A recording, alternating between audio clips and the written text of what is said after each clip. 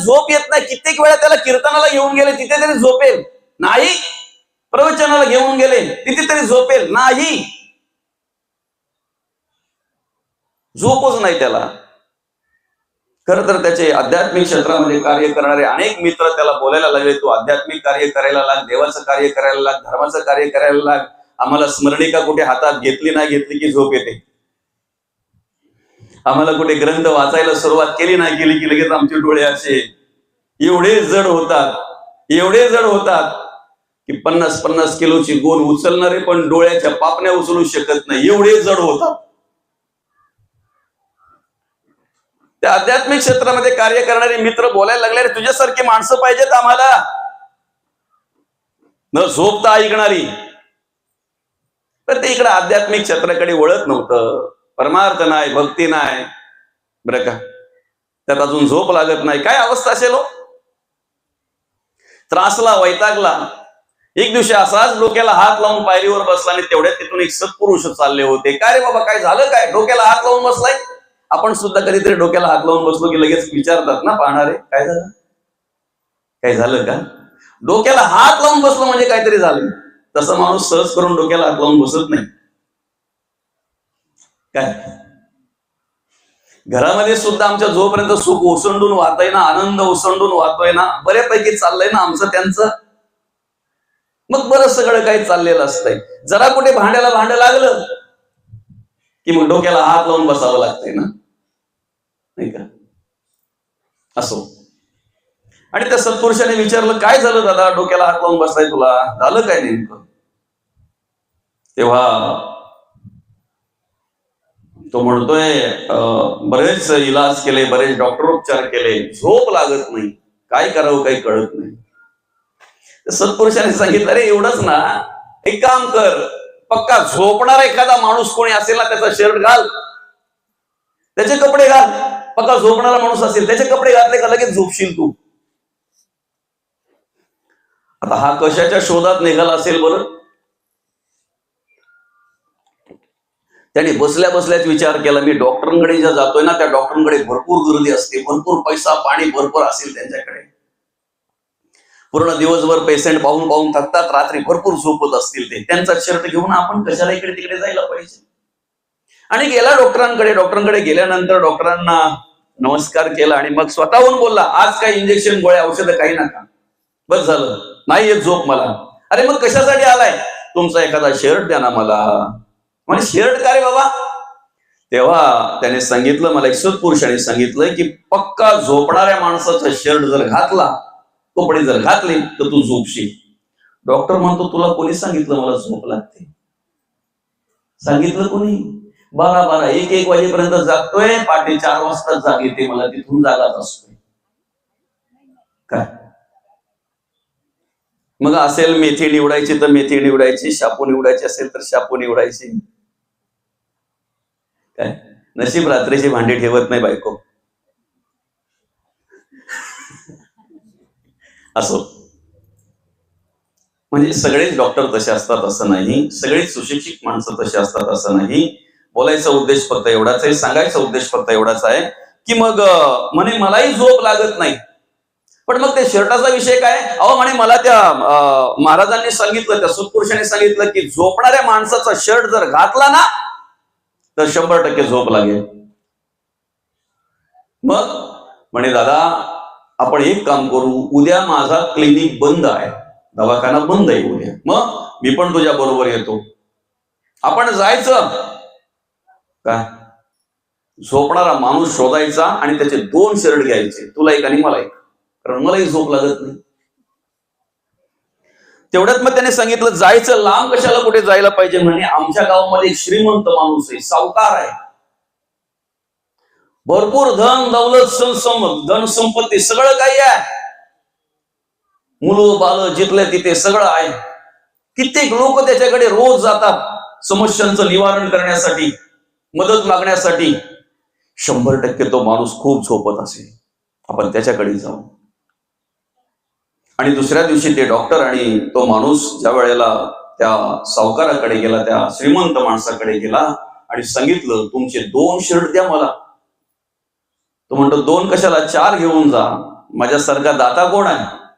4 shirt घेऊन जा, पण कशासाठी चालवले ते सांग. म्हणे मला इच्छुक पुरुषाने सांगितलं की झोप लागत नाही ना, खूप झोपत असेल ना, त्याचे कपडे घाला. तेव्हा तो सावकार बोलतो, 2 दिवस झालं डोल्याला डोला नाही. रात्री बसलो आम्ही महिन्याचा हिशोब करायला, उजाडलं कधी पत्ता लागला नाही. पुन्हा लोकांची वर्दळ चालू झाली. तुला सांगितलंय कोणी मी झोपतोय म्हणून? माझे शर्ट जर घातले ना तर कुठे थोडाफार झोपत असेल, 1-2 तास पण लागणार नाही तुला झोप. मग म्हणे खरंच असं सांगितलंय का त्या सत्पुरुषाने? हो म्हणे खरंच सांगितलंय. अरे मग आपण एक काम करू ना, माझी गाडी घेतोय 4 चाकी, तुम्ही दोघेही बसा, आपण तिघेही जाऊ, जो कोणी असेल ना झोपणारा त्याचे 3 शर्ट मागून घेऊ. आपण पण जायचं का त्यांच्या बरोबर? नको ना.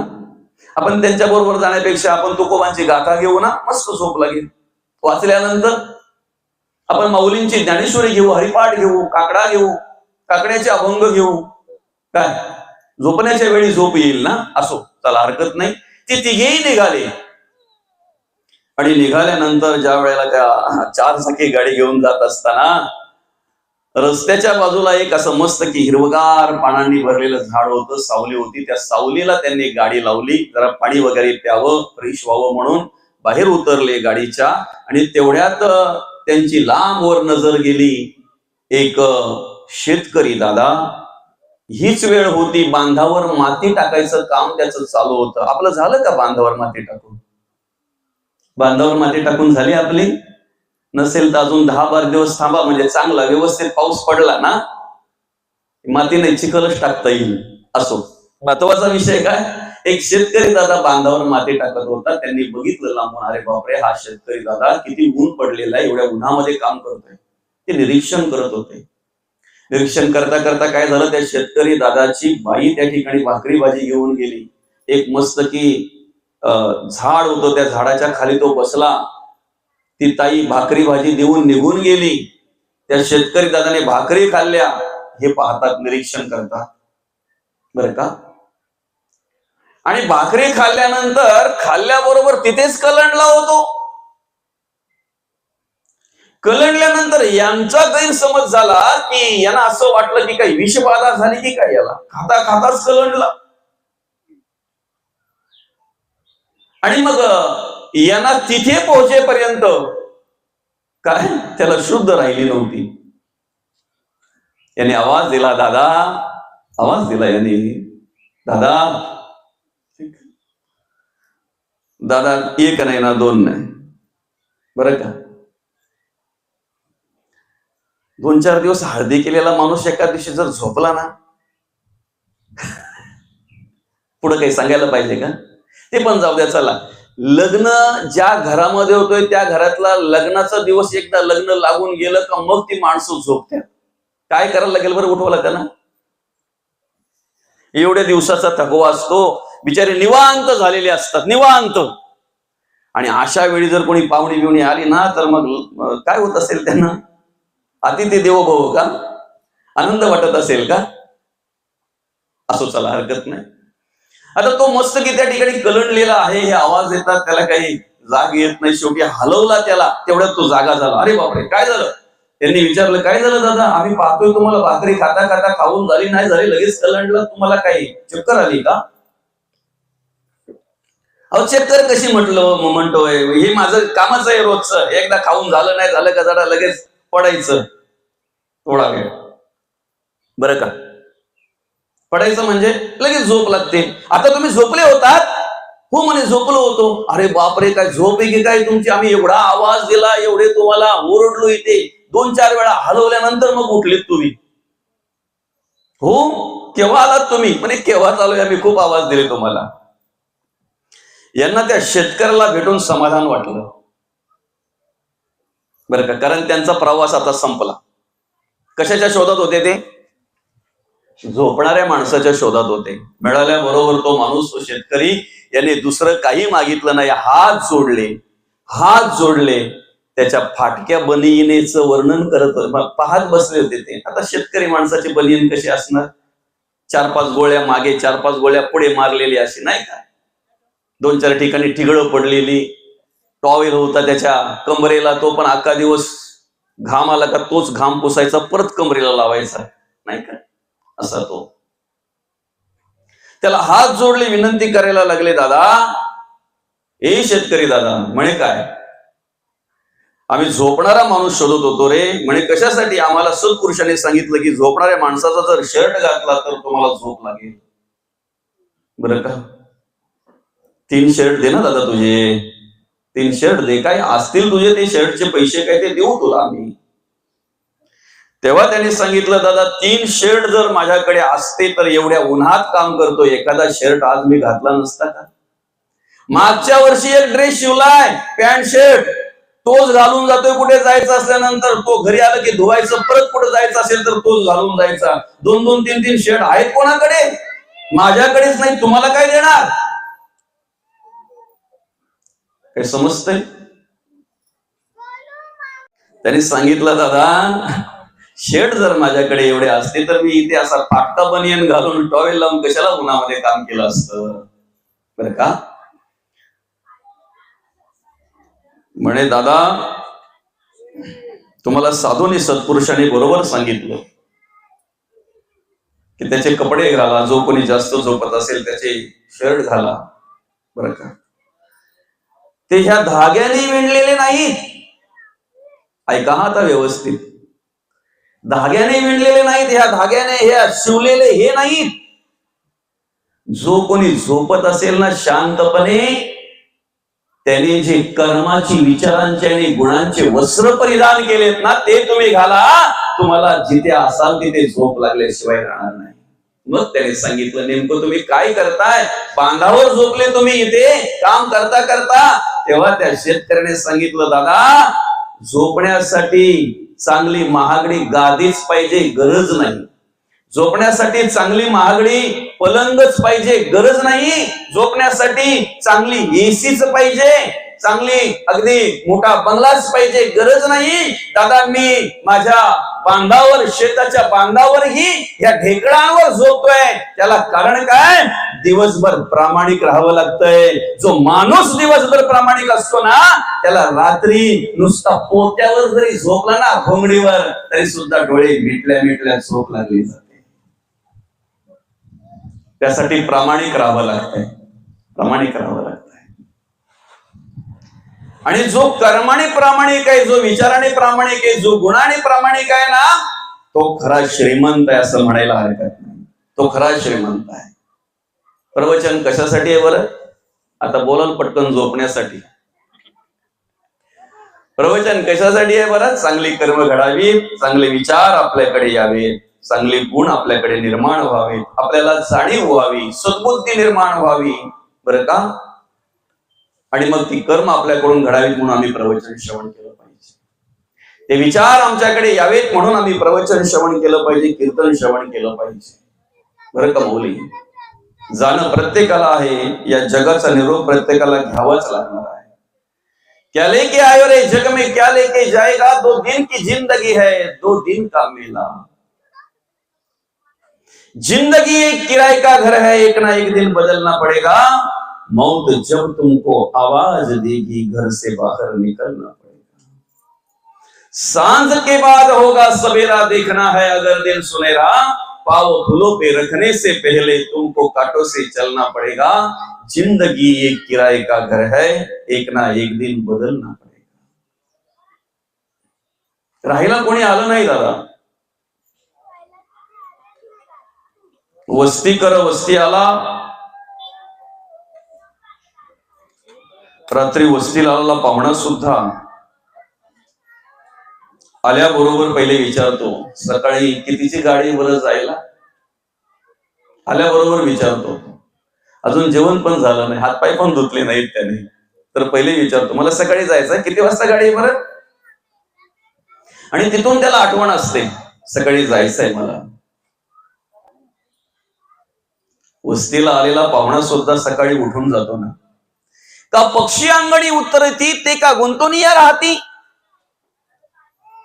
चिमणी ज्या वेळेला आमच्या अंगण्यामध्ये येते ना, आता येत नाही ना, दिसतात चिमण्या पहिल्यासारख्या नाही ना. जरा व्यवस्थित ऐका. पूर्वी चिमणी घरात घरटं करायची. कितीतरी घरी तुम्ही गेलात ना की अनेक घरांमध्ये तुम्हाला चिमणीची घरटी पाहायला मिळायची. आणि सांगू का, सिलिंग जर केली ना लाकडाची, तर खास करून असे ते पडदे काढून ठेवायची लोक चिमणीच्या घरट्यासाठी, ती जागा ठेवायची. ज्या घरामध्ये शांतता आहे ना त्याच घरात चिमणी घरटं करत असते. ऐका हा, हे काय माझ्या जवळचं नाही सांगत तुम्हाला, हे अनुभवलेलं, प्रत्येकाने अनुभवलेलं आहे. ज्या घरामध्ये शांतता आहे ना त्याच घरामध्ये चिमणी घरटं करत असते. आणि ज्या घरामध्ये सकारात्मक ऊर्जा आहे त्याच घरात चिमणी घरटं करत असते, अन्यथा चिमणी राहतही नाही. आता आपल्या घरात शांतता आहे का? आहे? टीव्हीचे प्रोग्राम संपले की लगेच मोबाईलचे प्रोग्राम चालू होतात. त्यातही जर एखाद्याच्या हातून मोबाईल घेऊन ठेवला की त्याचा प्रोग्राम चालू होतो. जोपर्यंत परत मोबाईल देत नाही तोपर्यंत नाही. अशी परिस्थिती आहे. शांतता, सुख आणि सकारात्मक ऊर्जा बरं का राहिली नाही बरं का. आणि ज्या ठिकाणी ती सकारात्मक ऊर्जा आहे, ज्या ठिकाणी शांतता आहे, त्याच ठिकाणी ती चिमणी घरटं करत असते बरं का. पक्षी अंगणी उतरती ते का गुंतवणीया राहती. ज्या वेळेला चिमणी अंगण्यामध्ये येते त्यावेळेला तिला पाहिजे तेवढे दाणे घेतले, दाणे वेचले की ती निघून जाते ती. काही झाडांवर आपण अर्धे खाल्लेले पेरू पाहतोय, पेरूची फळ अर्धे खाल्लेली. आजही तुम्ही माझ्या घरी जर आलात ना तर वरच्यावर अर्धे खाल्लेले आंबे तुम्हाला अनेक पाहायला मिळतील. अनेक आंबे तुम्हाला पाहायला मिळतील वरच्यावर खाल्लेले. काही तर आंबे असे खातात ना फक्त बाटाच राहतो त्या काडीला, त्या देठाला, फक्त बाटा, बाकी चारही बाजून खाल्लेले. असो, अर्धा पेरू खाल्ला आणि त्याची भूक भागली ना की तो पोपट सुद्धा लगेच बाजूला होतो, तो घरट्यामध्ये जातोय, तो उडून जातोय बरं का. माणूस अख्खा खाल्ला तरी त्याचा संपत नाही, हे दुर्दैव आहे. काय स्वतःला कधी वाटलंय बस झाला आता संसार, बस झाला आता आयुष्य, जगणं वागणं आता हे याच्यासारखं प्राण्या पक्षासारखं जगणं वागणं बस झालं, कधी वाटलंय स्वतःहून माणसाला? आता जरा जगण्याचा आनंद घ्यायचाय, जरा आयुष्याचा आनंद घ्यायचा ना, परमार्थ करूया, भक्ती करूया. कधी कंटाळलो तुम्ही खाता खाता? आपण जिथून खाते कमवते झालोय, जिथून आपल्याला ते दात आले तिथून खातोय ना, तिथून खातोय ना. माळकरी जे आहेत त्यांचं जरा बाजूला ठेवा तुम्ही विषय. ते पण खातात, पण ते खाताना देवाला हात जोडून खातात. तुमच्या पुढ्यात सुद्धा असं पाहिजे की देवाला हात जोडून ते अन्न आम्हाला ग्रहण करता आलं पाहिजे. मौली, जीवनाचं सूत्र जे आहे ना ते अतिशय सोपं आहे. आयुष्याचं सूत्र अतिशय सोपं आहे. कठीण आम्ही करून ठेवलेलं आहे. कठीण कोणी केलंय? लोकांनी नाही, आम्ही स्वतः करून ठेवलंय ते कठीण बरं का. आम्ही स्वतः कठीण करून ठेवलंय.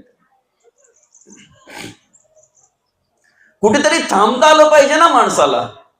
तुम्ही एखाद्या वेळी जर प्रवास करत असाल, सकाळपासून संध्याकाळपर्यंत जर ते प्रवासच करत राहिलात, तुम्ही तुमच्या जे तुम्हाला साध्य करायचंय, जो तुमचा हेतू आहे त्या जागेपर्यंत तुम्ही पोहोचा. मला पुंडासला जायचंय, गाव आल्यानंतर थांबता आलं पाहिजे. मी जर सरळ निघून गेलो असतो तर कुठे जाईन बरं? संध्याकाळपर्यंत आहे आपला, फिरतोय प्रवास करतोय. आहे का अर्थ त्या प्रवासाला? घरातून निघताना ज्याच्या स्मरणात आहे ना मला कुठेतरी थांबायचंय, कुठे थांबायचंय हे ज्याच्या आठवणीत आहे ना त्याचा प्रवास यशस्वी होतो. गतिरोधक येतील, अडथळे येतील, अडीअडचणी येतील, कधीतरी चांगले रस्ते येतील तर कधीतरी खडबडीत रस्ते येतील, कधीतरी खरडे पडलेले रस्ते येतील. दुःख आहे ना, कोणाच्या जीवनात दुःख नाही आहे. नदीचा आदर्श घ्या, पाण्याचा आदर्श घ्या. जीवनाचा प्रवास करत असताना जे पार करता येतील त्यांना